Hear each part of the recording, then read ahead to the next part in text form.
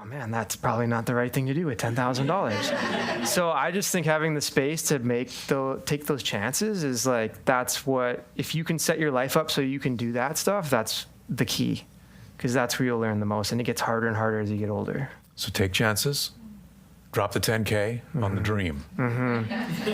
As early as possible. Yeah. All right. Live from Studio C in Chilliwack, it's the Chilliwack Creative Commission's Creative Third Thursdays. Now you can clap. The Chilliwack Creative Commission is gratefully located on the ancestral unceded territory of the Stalo Coast Salish peoples. I am Jeff Edwards. I'm an actor. I'm a voice actor. I'm a creative production partner. And I am chair of the Chilliwack Creative Commission's Creative Third Thursdays Committee. So, thanks for coming, everybody. So, if I look at that camera, I'm talking to our viewer, whatever they're doing. Let's say hello to our viewer at home. So to join our studio audience and have as much fun as these people here, tickets are still free. They're at creativethirdthursdays.com, and we would love to see you. And there's free beer. So we're at Co-Work Chilliwack's amazing Studio C. Studio C is Tim McAlpine's creation, and let's thank the man for hosting us at Studio C in Co-Work Chilliwack. There's the introduction. Let's roll the video and meet this month's featured creative.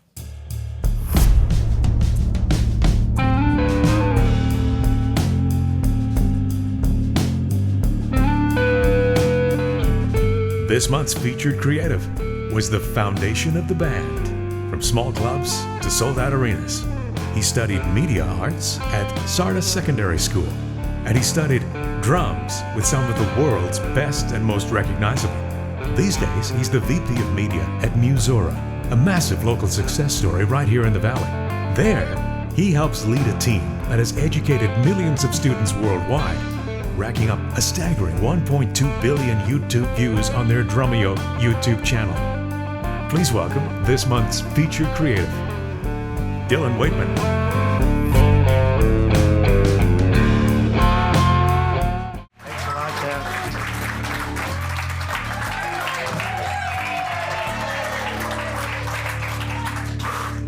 Man, you just got a rock star. Welcome, man. Thank you. Is that louder than Andrew's? That's so welcome. It's great to have you. Come back more often, would you? Yeah, I'd love to.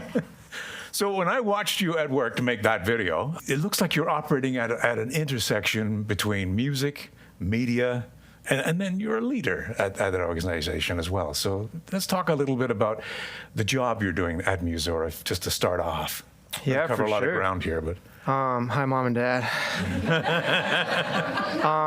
Yeah, like you said, I kind of like landed this incredible job. That's the perfect intersection of like music, business, media, leadership. Right now, I'm the VP of Media. I started just as a marketing assistant. I kind of limped in there as a broke musician with a business degree and was able to add a lot of value. And yeah, it's been an incredible ride for me. how do you know when you're doing your best work? You get in that state where it's like you're able to connect every piece of the business together. It's like the artists, the promotion, how we actually make money, the students, all the staff. It's like you can just find ways that the whole puzzle fits together. And those are really special moments. A lot of people talk about stay in your lane. But for you, how did you know that this was the path?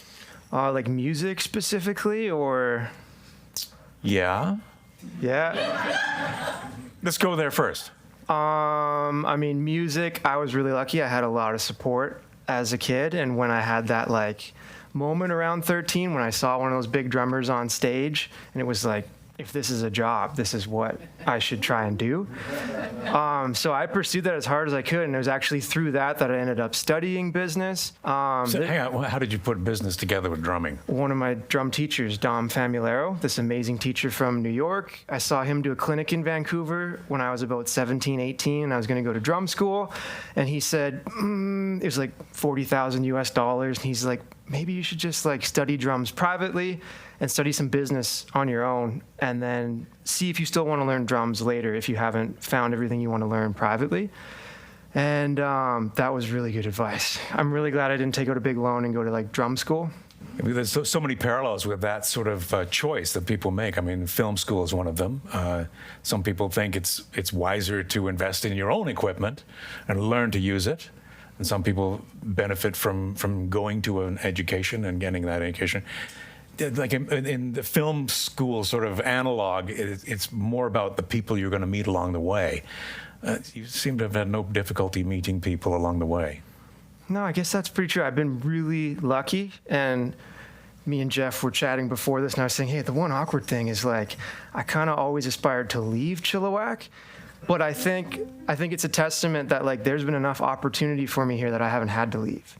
And we've been able to do like really big things. I've been able to meet everyone I've wanted to meet here. We're so close. We're so close to the big city. Yeah, we can easily get to Vancouver to see shows, or in your case, it was drum clinics, right? Yeah, drum clinics changed my life. Mom and Dad always drove me out to these things. Like, we'd leave at noon on a Saturday and get home at like midnight, basically. And it was this parade of some of the most famous drummers in the world, just right in Vancouver.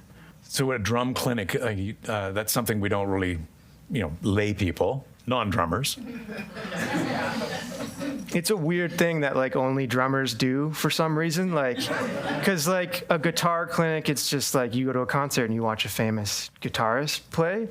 Same with singers, but for whatever reason, drummers have this like thing where they'll go, like 200 drummers will go see a famous drummer perform, and we caught like the golden era of it. And I think that's why Drumeo started here, was there was this parade of drummers going through Vancouver. All the big brands that make drums were sending their drummers out on these like pretty grueling tours to promote their gear. And the big stop was in Vancouver, and sometimes even Langley, they had them going on. And we saw some of the biggest names you could imagine. And I was saying earlier that it's funny because to me, they were the most famous people in the world. And it wasn't until I was like too late, like 25, that I realized these guys aren't that famous to normal people. Yeah. Yeah, so you grew up in Chilliwack and you went to Sardis Secondary School. You were a little bit before that school really got into media arts. There was an instructor named George Coton that was at Sardis Secondary School, and several people have come out of his program that have gone on to work in media. But you were a little bit before that.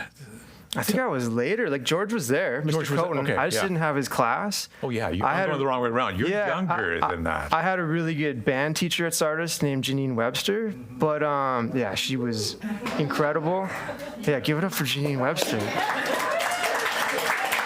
So what made her incredible? Just like the extracurricular stuff that she did not have to do. Yeah. The jazz bands, the vocal groups, the musicals, there's like all this stuff. We were at school late at night, that there early in the morning, and always letting us record, jam at lunch, just like do whatever we needed to do to put bands together and start trying to play live. Mm-hmm. Yeah, she was extraordinary. And then you slipped into the media studies side. Was that a good decision or what? That was kind of like, there was this one made-up course almost at Mount Celeste called Broadcast Media, and it was awesome, but it wasn't like a curriculum course. It was sort of this like side thing. There was like 8 students in it, and I always laugh because it's like the classroom was literally a closet. It wasn't even a real classroom, and we had like no resources, but like who would have thought that would be one of the most valuable skills you could have in life nowadays, is how to shoot and edit a video. So those of us that went through it were really lucky to learn how to think like that. What do you think those years revealed to you? Was there a light bulb moment?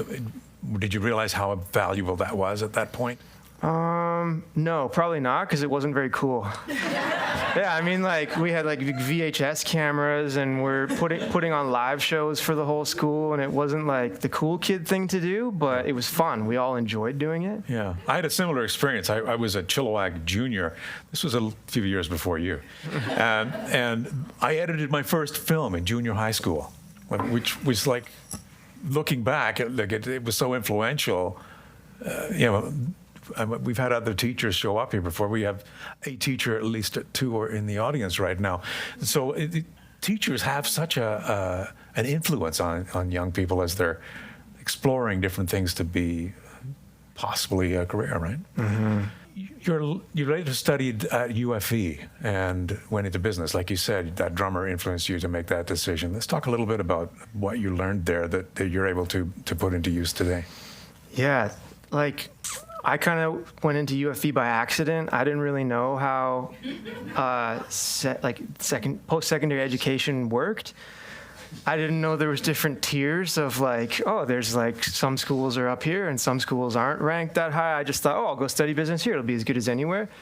And I had an incredible experience. Like I was able to learn from the teacher who actually architected the business program there, and the whole thing was based on applied learning. So like if you go to UBC, it's more like research. And at the time, UFE was set up where we went out and worked with local businesses and made business plans, made marketing campaigns. And it was like small scale stuff, but we actually were like in a business doing that. And it was the only program in the province that did that. So I felt really fortunate, like, and literally everything I do in my job, I reference what I learned at that school. Again, another great teacher I had there was DJ Sandu. And I didn't go broke getting my degree. So that was huge too. If you're going to play music and go to school, that was a really good way for me to do it. And you literally played music and went to school. Yeah, it was like one of my favorite eras of my life was just UFE all day, business courses, and then I would play gigs with my friend Andrew 3 to 5 nights a week. We'd be out till 1 a.m., and then I'd be in class at 8 a.m. And I loved it. It was like a really neat era, and I would show up and pay for school cash every semester. And How was the level of sleep that you were able to achieve? I figured it out. Yeah. Did you at that point ever experience sort of a pressure to go that way or that? Because those are so disparate sort of directions that you're going in, really. Seemingly at that point, was there any pressure to no, the business is where you're gonna, that'll be your life journey kind of thing, or? Yeah, I mean, like maybe with the longer you're in university, the more you're like, wow, this music thing makes no sense. Like as you're studying business, you're just like, I probably shouldn't do this. But I was really lucky in that I had parents that would like, you'd be thinking, I should probably like get a job at the bank or do something responsible. And mom would be like, did you hear this new song on the radio today of this band? You should learn this song. Or always something that was just like, why would you go to a job like that? You're really good at drums. So I just had constant support where I didn't second guess it. But yeah, I mean, like as you get older and you learn how the world really works, it's easy to give up on music, but I'm really glad I didn't, even though it was very hard at times. So you're still a musician. I saw you playing a gig recently. I mean, it's a serious part of your life. Yeah. Why do you think that is? Now it's more fun, though, I have to admit. Yeah. There was a point where I was doing it full-time, and shout out, there's, like, some of my full-time musician buddies in here, like Adam and Kyler, and, man, when you're out there gigging and trying to, like, get your songs heard, play covers, play originals, go record, it's expensive. It's so hard to get anyone's attention, and I did that pretty hardcore for a while after university, played with original artists, wrote my own song, played cover gigs, and, now that I have like a pretty creative, fulfilling job, I just like can't wait to go play drums at major leagues on Saturday. But it's more fun now.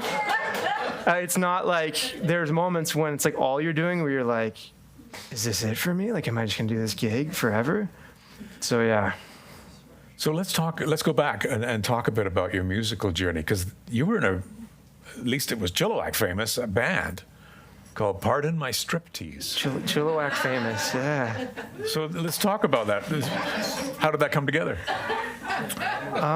It's funny looking back how like obvious those decisions make. Like right away when I was 14 or 15, we just started making bands and booking gigs. High school assemblies and barbecues and stuff. And then when we were going to take it seriously, ironically, that was Pardon My Striptease. And I was lucky as a teenager, and this is one of those really cool small town things. Like we were able to play gigs with our mayor at the time, Mr. Clint Hames. Yeah. He's in the audience. He's not normally a supporter of the arts, but he made an exception in that case. And he helped us, like, credit to him, like Herding Cats. He helped like 3 18, 19-year-olds get organized And we found a singer, and we saved up money, and we went to a studio, and we recorded songs, and we just started doing it. He got us on the radio with Sadie, one of the hosts at the time. So yeah, it's like, it's weird looking back, because it's like at 37, it's like, yeah, I'd love to start another band. You're like, how would I even start? I don't know who has the time to do it. It's really hard. But then it was just like an obvious thing. We just made bands and booked gigs. Like you sort of went very quickly through. We recorded. To me, it was like you recorded at one of the world's top studios in Vancouver. They've recorded AC/DC, Bon Jovi. Motley Crue was there. Yeah. Yeah, Bruce Fairbairn was the producer behind the desk for a lot of those gigs, and there you are, a band from Chilliwack, in this amazing recording facility. Yeah, and all those bands being there is why Number 5 Orange became famous in Vancouver. Yeah, that's what I heard. Is that anything to do? Is that anything to do with the name of the band? No. Pardon my striptease. Oh yeah, no, we had the name before, but yeah, that's another thing where it's like we gigged in Agassiz for like 6 months, and we saved up it was a lot for us. We saved up like 10 grand, and we booked the studio. Like, we didn't spend it, we saved it, and we booked the studio in Vancouver. And John McLean and Sheldon Zaharko worked on our record with us, and it was a very exciting time. And I learned so much in those like 10 days in that studio. It was incredible. What did you learn? What really sticks out today that you thought you learned? I learned more about tuning drums there than I learned from any like drummer I'd ever met. Just how to get sounds, how to produce songs, how to like structure them in a way that people might keep listening to them. Huh. Mm-hmm. Why drums? That's always a weird question. Yeah, I know. Like, for some people, it's just in them. Like, I don't know why people are drawn to it. Even what I do now at Drumeo, it's like it's this weird communal instrument more than anything other. They sort of like, they're almost like herd mentality or something. But for me, it was like total chance. I happened to go to Vetter Elementary, local elementary school that had the only like full band program in the area. Like, they had a drum program, they had everything. Not many elementary schools had that at the time. And I think I saw something where if you signed up for drums, you get a pair of drumsticks. And I was like, oh, that sounds cool. I'd be really cool because I'd have drumsticks. And so I signed up, and then they said, oh, this girl's brother already plays drums, so she's going to play drums. And I was like, okay, and you can play trombone. And I thought, okay. And then the girl backed out, and I ended up playing drums. And that was it, just total luck. So, yeah, serendipity. Mm-hmm. I like that word. We were having coffee the other day, and we were talking about the drums and the whole sort of, like you said, the drummers think these drummers are famous, and you used the term, it's a drummer thing. What is a drummer thing? It comes back to like the whole clinic thing, how they'll get together and watch other drummers break down really nerdy drum components and gear. And I think it's why Drumeo has been so successful. Like, to be honest, at my work, we've been trying to establish that kind of community in other instruments, and it's so hard. Like, for drummers, they just are drawn to each other, and yeah, they have like a celebrity culture. Like, a lot of the people that you'll show in a sec, to me, they were the most famous in the world, and to other people, they're like, huh, who's that person? It's so fun to sort of look at these images you shared with me, and these are guys that were teaching you how to play drums back in the day, and now you're bringing them to our area to teach other people on a global scale how to learn some of their chops. And so I thought it'd be kind of fun if we did a before and after sequence of images because of what you sent me. Yeah. So here is, anybody recognize this gentleman here? Will Ferrell.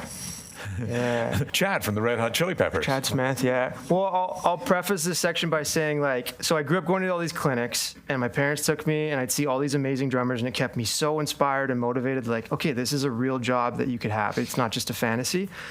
And then I went and, like, pursued it for, like, 10 or 12 years on my own, varying levels of success, and I was, like, almost entirely out of money, moved back in with mom and dad. And then I get this job at Drumeo when, again, I'm ready to like leave town. I was like, okay, I've exhausted all options in this area. I'm going to like move. And then I got this interview at Drumeo, and they wanted like a marketing assistant, and it didn't pay massively, but it sounded interesting. And I was like, I'll give it a try. Like, a lot of people would be really excited to do this job. I'll check it out. So I started October 2019, and then by January, I'm in Anaheim at this really famous like music show called the NAMM Show, and I'm meeting a few drummers, and I'm like, okay, this is kind of cool. And then in February, we have the Drumeo Festival, and like 5 of the drummers I grew up worshiping are there, and I'm driving them around and bringing them to rehearsal spaces and being their like liaison. And then 2 weeks later, COVID hits, and like world shuts down. I couldn't have moved anywhere if I wanted, and I was like, well, let's just see where this goes. And then it just kept blowing up. More and more people learning online. I had the degree and the drumming background to just keep moving up and taking on more work, and now I'm the VP of media. So it was like really fortunate, but sometimes I get to bring these drummers back in, and it's really cool doing before after pictures, sometimes recreate them. So that first one was a pretty cool moment. I went to a clinic when I was like 16 or 17. Mom and Dad took me. It was this guy who does workshops for a living, Dom Famularo. He's the one that told me to go to business school. And he did this long bit about one of his friends is in town. He doesn't play drums very well. And he brings up Chad Smith. And it was Chad Smith's birthday. And he comes on stage, and he's like a hero to all of us. Crowd goes wild. He blows out candles on a birthday cake and rushes out the door. And I got that one picture of him really quick. And then like 15 years later, whatever, like 2 years ago, he's back at Drumeo. And I told him, man, I saw you when I was a kid. You did this thing like 2001. Dom Famularo was on stage. And he said, that's the night I proposed to my wife. I had to leave there to go buy a ring. And he's still with her. And so I printed the photo and gave it to him. And yeah, and now we've hung out. It's wild. Bonded. Yeah. Yeah, so it was pretty neat, like full circle moment. And so this was actually only a couple months ago. He came back and we hung out. Super fun. So you have to drive him around. Yeah. Literally. You started with the best one. Yeah. Well, Dennis Chambers. I mean, if you're a drummer. Yeah, so for drummers, he's like one of the best ever. For regular people, he played with Santana. He was in Parliament Funkadelic, that "We Got the Funk," that song. And he was like a prodigy. At 4, he was just like a total freak on the drums. And this was like an exciting moment for me to meet him. And so he came out, and then we had him back at Drumeo. And so I was able to meet him like 2 weeks before I got laser eye surgery. But yeah, really cool to like connect those dots with him. And it's funny when you like tell them, hey, I saw you at this clinic, and they usually remember. Yeah. Sweet. Mm-hmm. So what's it like to have a person like that in your studio? And what's the process you go with? Like, what are you doing with them in the studio? Are they just doing a program? Because I saw you interviewing one of the artists that was at Musora last week or whatever. Yeah, it's kind of a split. Sometimes they just come make YouTube videos. They'll just come out and make whatever. Like Dennis had one where he played a Tool song, and it was like massively viral. And sometimes we make full-on courses with them. So that's kind of my role now, is trying to build a lot of these courses with people. So I'm not a drummer, but I've found Drumeo's videos on YouTube to be super entertaining, especially when you guys do this thing where you bring them in and you play them something they've never heard before. You strip away the drum tracks from the original recording and have them do their own drum track. And it's super entertaining to get a chance to watch it. Yeah, hit format for sure. Yeah. Yeah, it's like been hugely successful. What does success mean to you at this moment? I didn't expect that question. Right now, like, I think I've been really lucky to the 2 guys that I mentored under at Drumeo would be the founder, Jared Falk, and then my boss is this guy named Chad Kettner, really talented chief marketing officer. And they really instilled in us, like, it's all like student first. You do everything to make a good experience for someone who wants to learn this instrument. And that was like the hardest adjustment, especially for musicians. You think like, I'm going to tell my story, I'm making this for me, and you should care about it. And sometimes people do, and then you're really lucky, but often they don't. And it's a really hard adjustment to go from, I now need to make things for other people. So for me, it's like, I've been lucky that I've moved up the more I put energy into making things for other people. And for people who love the instrument as much as I did as a kid, I literally just think of like little young Dylan who had this spark for drumming, and like, how can I make something for them that is a good experience? And with that, more and more success has come. So I just try to put all my energy into that. Yeah. This is Dom Famulero. He's the guy that like changed my life. He's this incredible, like motivational. Think of like if Tony Robbins played drums. That's what he was like. He's from New York, and he would come to Vancouver every year and host this festival. And he was so inspiring, so motivating. He's the one that like got me into studying business and studying drums more privately and buying books.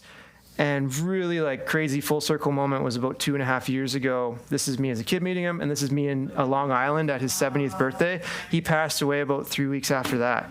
And just like Drumeo sent me to be the person at his birthday, and it was just like those things that make you really appreciate your job and what you're doing. And at his birthday are all these famous drummers, and everyone's just jamming and playing music in the backyard. It's so cool. Total drummer thing. It is. This guy was like, this is the one that had my, yeah, you're right, it's fine. This was my like moment around 13 when I was like, I want to play, if this is a job, I want to do it. This guy went on stage, and I knew of like, I'd been to a few drum clinics at this point, and they were usually doing like kind of nerdy drum stuff, which was still exciting. But he came out and he played this song Everywhere by Michelle Branch. And I was like, he played drums on this? Like, this is a song on the radio. Like, people at school know what this song is. And then he kind of like did his speech, and it turns out he played on all these songs that are on the radio, all these hip hop artists. And then I found out he was on John Mellencamp stuff. He toured with John Fogerty from Creedence Clearwater Revival. And that's when I was like, it like hit me so hard that if this is a job, I need to try to do this. One of the top studio musicians in the world. Yeah. Right? And then a year or two ago, we launched a course with him last February, and get to hang out with him, get to like spend time with him. And yeah, it was really, really cool. You need to say his name. Kenny Aronoff. Kenny Aronoff, yeah, he's a studio legend. He's played on like 300 million records that have been sold, yeah. Yeah, Thomas Lang. This guy falls in the drum nerd category. Like, you would never hear him on a hit song, but he's an absolute maniac in what he can do, like in terms of independence on the drums. That's me really excited to meet him as a kid. I had his DVD where he taught all these like drum techniques, and then got to like work with him a year or two ago, 3 years ago maybe. So we try and recreate the photos.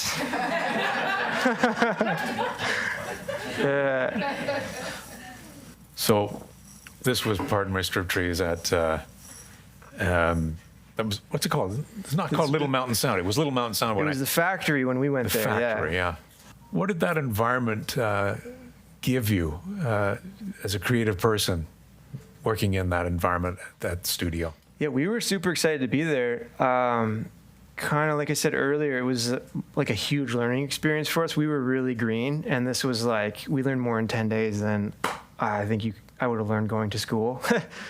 And the owner was a really colorful guy named John McLean. We keep in touch. He texts me still. Yeah, he was really funny, very aggressive and opinionated guy, but hilarious and fairly smart. Like, he had a lot of good ideas that we were able to apply. Being in that band, what lessons could you share from that people would, people embarking on a career in music, for instance, like, you got any sort of pitfalls or things that you could point to that, hey, this is why we achieved these successful? Yeah, I mean, we had a lot of fun, but I'd say the biggest thing that's like remarkable as you get older and you look back is like that we took that risk without even thinking about it. Like, you save up $10,000 and you make an EP. Obviously, that's what you do.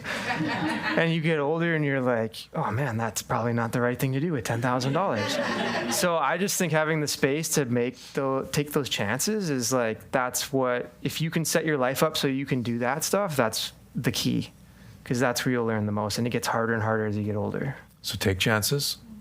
Drop the 10K on the dream. Mm-hmm. As early as possible. Yeah.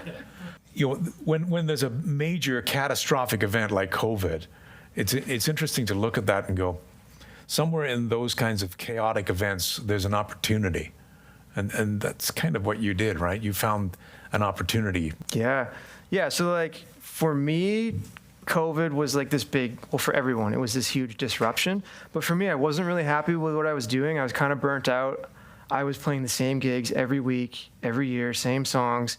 and I didn't know how to get out of it, and all of a sudden everything was canceled.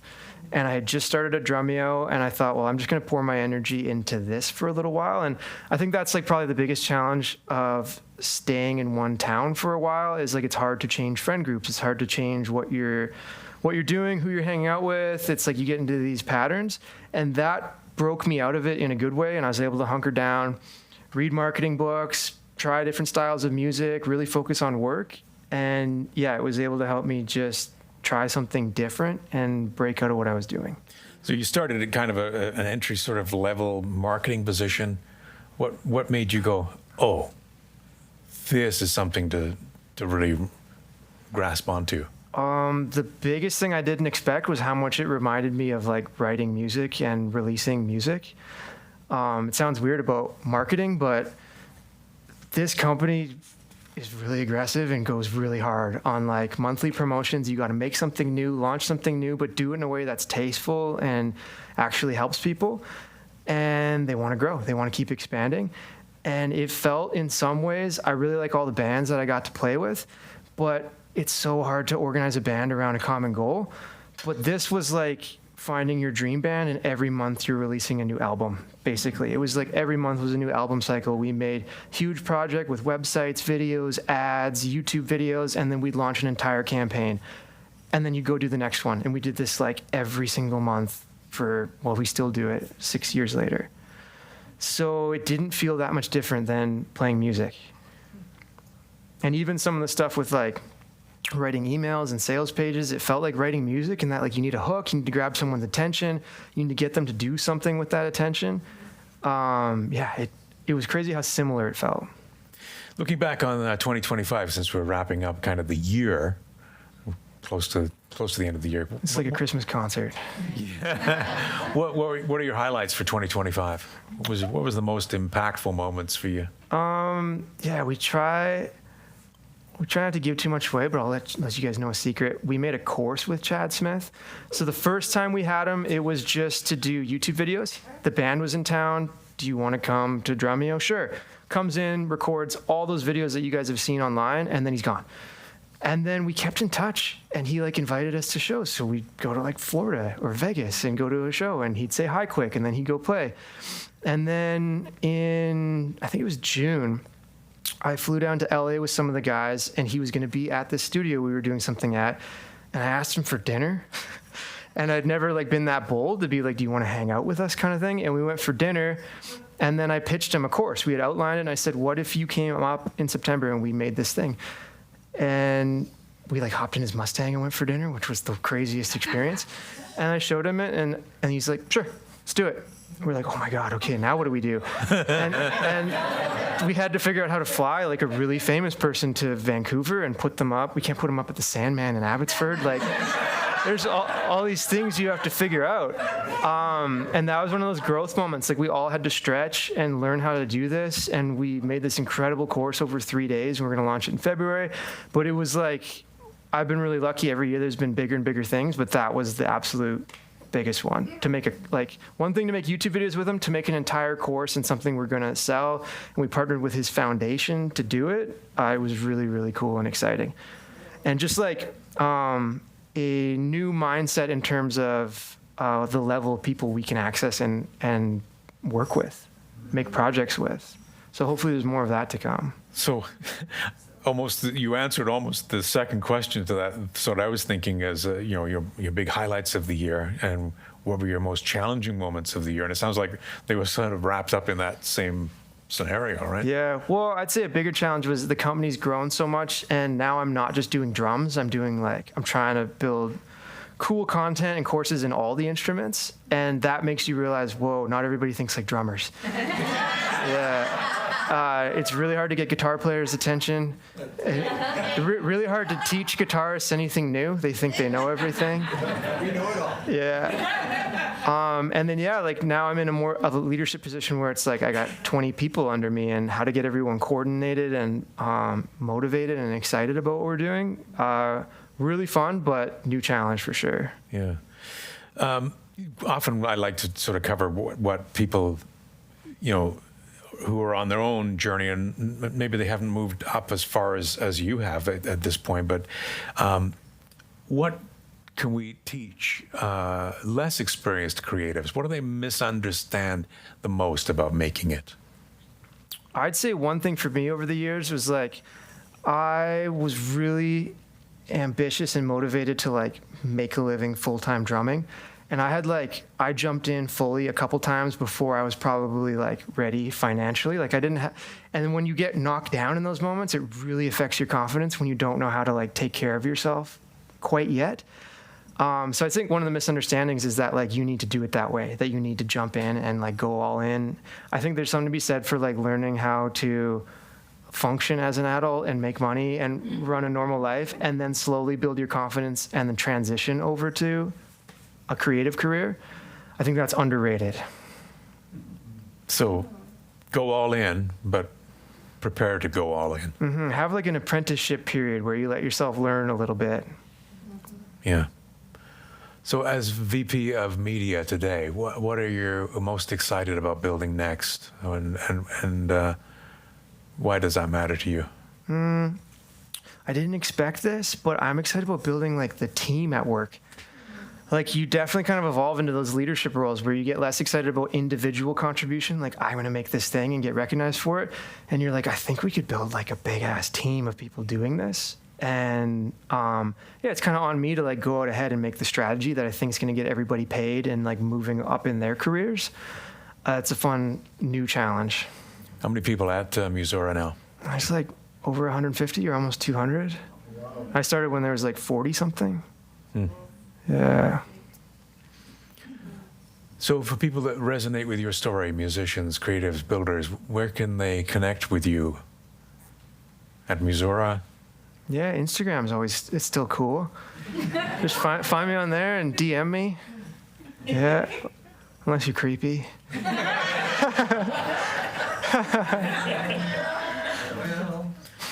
So what are you chasing these days? What's the next thing for you? I'm just trying to get more views on this episode than Andrew. I was serious about that. I really want to make my own music again. I'm going to put it out there because I don't feel like I ever stopped, but I haven't published anything in a while, and I want to get out there and play again.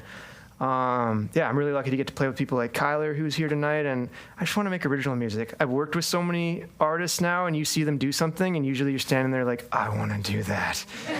So yeah, I'm ready to like find the time to have an outlet for that again. So we all want to wish you continued success, Dylan, and I hope you'll come back and bring some of your friends to Creative Third Thursdays again. Yeah. In 2026. And let's hear it for Dylan Weightman, everybody.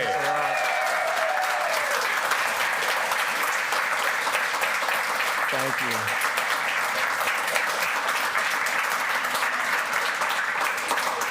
We got to go. My mom's got to get to yoga. So Creative Third Thursdays is a Chilliwack Creative Commission event. For more about us, look for Creative Commission at businessinchilliwack.com. Check out our previous episodes on YouTube. Search Creative Third Thursdays Chilliwack. Like, subscribe. You know, it's encouraging. We like it. It helps us. And we want to thank you all for coming today. I'm Jeff Edwards. Thank you. Big thanks to today's studio audience. Yeah, thank you. You guys have been great, and I'm thirsty. There's cold drinks in the lobby. We can mingle and meet and maybe have some more questions for Dylan Weightman. Thanks so much for Cheers, coming. everybody. Thanks to Jeff and Tim. Cool, thanks a lot.